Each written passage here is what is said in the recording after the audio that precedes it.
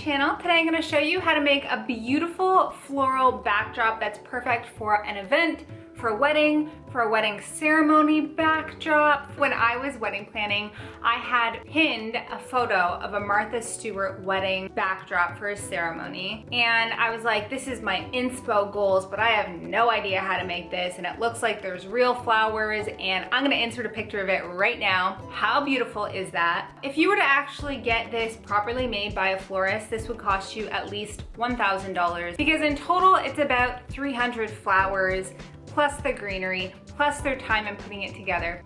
Now, I figured out a way to do this for a fraction of the cost in a way that you can DIY it well ahead of time of your event, and I'm gonna show you how right now. You ready? So to get started, you're going to take your crepe paper and cut it into pieces that are 4 centimeters by 10 centimeters long. Once you have a bunch of pieces that are cut up, fold a piece in half and cut out a nice leaf shape. So I do this by cutting a little bit straight up and then angling the scissors out to the right and then back over to the left and cutting off that left top corner. And then voila, it is a perfect little leaf shape. Now you're just gonna keep doing that over and over and over and over. Now pause. Don't finish all the leaves all being white, because if you look closely at the inspo photo, you'll see that some of the less bloomed lily flowers are kind of green.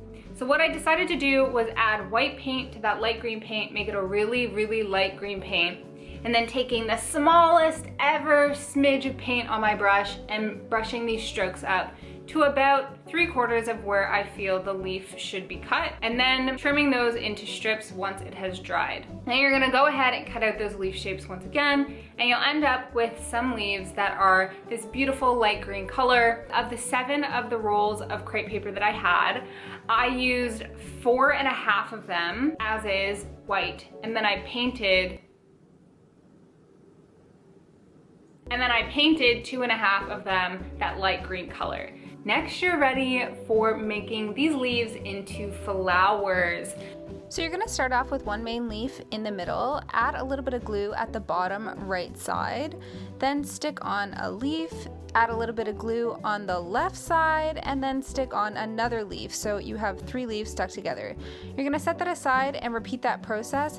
I recommend about 15 at a time. Once the sets of 3 leaves are dry, you can move on to the next step, which is adding on the additional 3 leaves. So for that, you're gonna add a line of glue in between the left 2 leaves, stick on a leaf. Then you're gonna add a line of glue in between the right 2 leaves and stick on another leaf. And then finally, a line of glue on the extreme left-hand side and stick on one final leaf. So in total, these flowers are gonna have 6 leaves, as you can see here, and you're just gonna repeat that process until you have a bunch of these fan figures. Okay, so once they're all dry, you can move on to actually putting the flowers together. So for that, I'm gonna be using 2 types of paper clips. The metal standard paper clips, which I recommend using the most, and the clamp paper clips, which are good if your flower shapes aren't 100% perfect. So what you're gonna do to start is just roll your set of leaves over into a circle. Then you're gonna apply a line of glue on the back of the left side leaf. And then you're just gonna roll it on under and secure it with a paper clip. If you can manage to use the metal paper clips, it's a lot better, because it means that the bottom of your flower is going to have a hole, which will make it easier down the road. But if that's not working out, you can also use a clamp paper clip to secure it in place. Just a heads up, you do need that hole at the bottom of the flower. So if you use the clamp paper clip and there's no hole at the end because it's all glued shut, you can try trimming the bottom of the flower to reveal that hole. Next, when that's all dried, you're going to remove the paper clip that you used and start rolling the leaves. You're gonna start at the tip and start bending down the leaves until about halfway down the flower. You're gonna do this for every single leaf.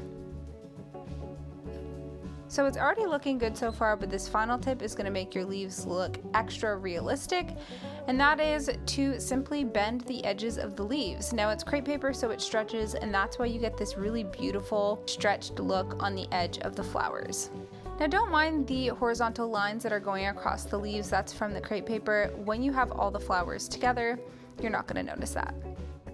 Now stopping right here is how I did the vast majority of the flowers, just finishing with bending out the edges of the leaves. But for some of them I did want the leaves to appear a little bit bigger just for some added variety. So for that I am just going to stretch the very center of the leaves. And this is going to make them feel really full and really wide.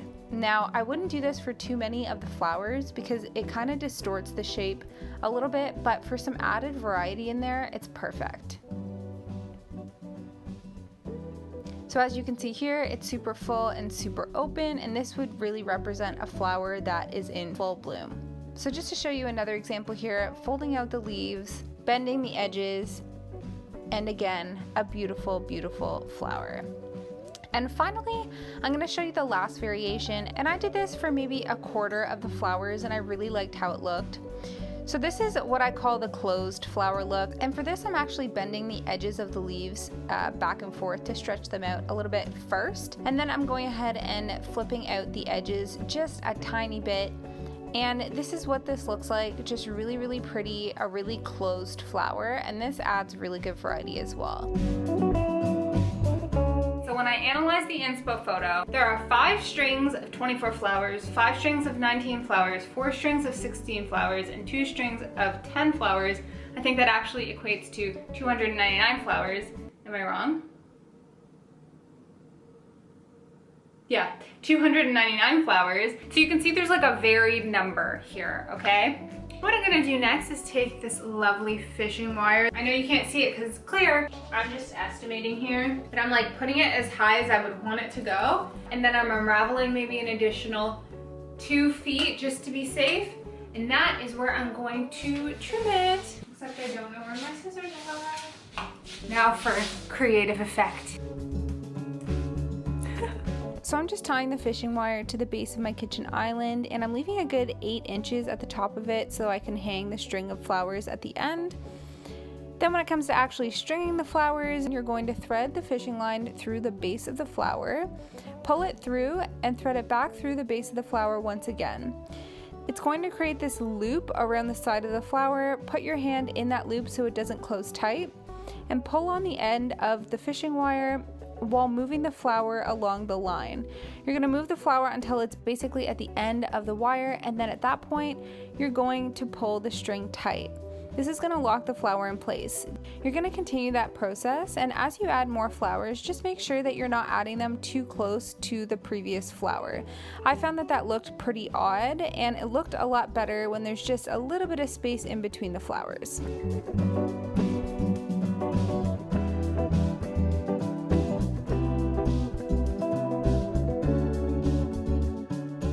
Okay, so project update. I have made, there's 16 strings in total I need to make, and I've made 1, 2, 3, 4, 5, 6 of them. However, my first one that I did, I put the flowers too close together.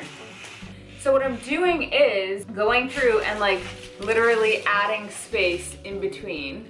You know, I'll just chat to you for a second. As I'm getting through this project, I really am starting to think, what if I put in all this time and no one watches it? And it is a video that's taking me a long time to make, longer than most of my other videos. And when I have those types of thoughts, I just think, man, I hope this helps at least like 1 or 2 people so that it's actually worth it in the end. So how many did I say I made already? 1, 2, 3, 4, 5, 6. Okay, so I have 10 more to make. Okay, sun is in my face. Let me keep on going. My goal is to finish this by today. I can do this. Could give myself some pep talk sometime. And when you're all done, all of them, it should look like this. So many stringed flowers. 300 of them to be exact. Wowza. On to the next step. What you're gonna do is grab a piece of wood or several pieces of wood depending what you have accessibility to. I went to the dollar store. Actually, let me show you it. This kind of bundle of decorative branches. I'm gonna use this to attach my backdrop. So I went ahead and started attaching the string flowers to the wooden branches at the top. I did try and match the design of the initial inspo photo in terms of where the longer versus shorter pieces went. So after I had all 16 strings of flowers attached at the top, I went ahead and started adding in different pieces of greenery. So I got a variety of greenery from the dollar store, just different types of vines. The way that I made it look more expensive was by cutting the greenery into smaller pieces. That way it didn't look too bulky in any one area and looked really elegant. I played around with the different types of greenery and the placement until it all came together perfectly. Just so you know, I did attach the wood branches to the wall using 2 metal nails, but I wouldn't actually recommend that. I would instead recommend using the Command sticky hooks. They're great, and I would definitely 100% use that instead.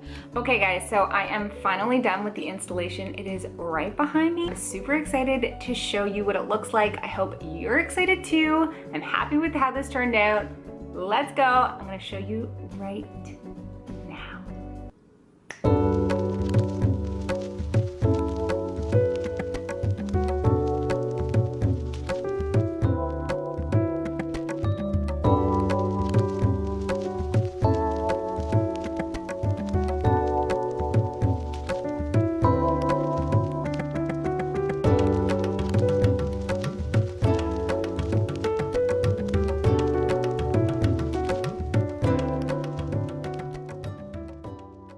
I love this so much. If I was having an indoor wedding where there was like a brick wall or a big empty space, I feel like this would just be so unbelievably stunning. I'm so happy that I got to make it, and I'm so happy I got to find a way to find something that like a professional florist would put together for tons and tons of money, and find a way to make it for literally a fraction of the cost. And you guys, I think the best part is that if you make something like this, you can totally sell it after the fact, because people are always looking to buy secondhand wedding stuff, wedding backdrops, etc. Head to your local marketplace, so like Craigslist, Kijiji if you're in Canada, Let Go, Facebook marketplaces, post it for sale, and I can almost guarantee you, you'll be able to sell it. This project takes a lot longer than I thought, at least.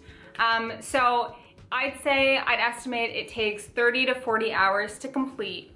So if you have a couple friends coming to help you over a weekend or two, you can get it done much faster than by yourself. And I did it by myself, and it was a long road, okay? This video is coming over a week late because it took a lot longer than I anticipated. But either way, I just wanted to give you that disclaimer. It will take a long time, so plan a lot of time for it, or plan to have help while you're doing it. So guys, thank you so much for watching. If you liked this video, then you might as well, you know, give me a like down below and show me that you like it, or leave me a comment and tell me, you know, do you think it's cool? Do you think it's cool but hard to do? Like, let me know what your thoughts are. I do have other videos that are on wedding or event DIYs that are coming in the next couple weeks. I already have all the stuff for them. I just need to get around to actually making them and then editing the videos. But yeah, if you like me, then please follow me and you'll see more videos like this in the future. You can also check me out on Instagram. I'm at DIY Dalia with an underscore at the end. Thank you again for watching. Until next time.